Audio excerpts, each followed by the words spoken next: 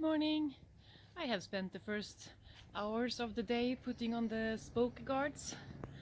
It's quite a big project, I must say. It takes forever to put them on, but I really wanted to do it carefully and make it look nice. So now it's done.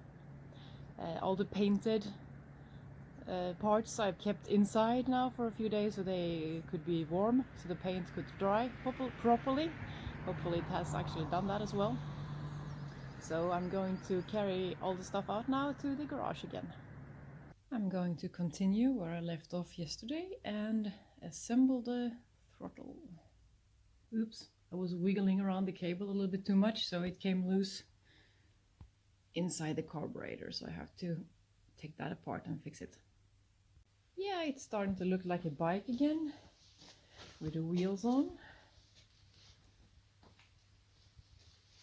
A few new details.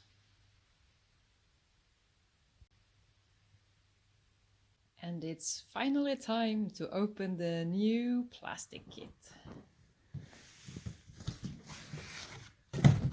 Hey, bunch of new parts. Let's begin with the front fender.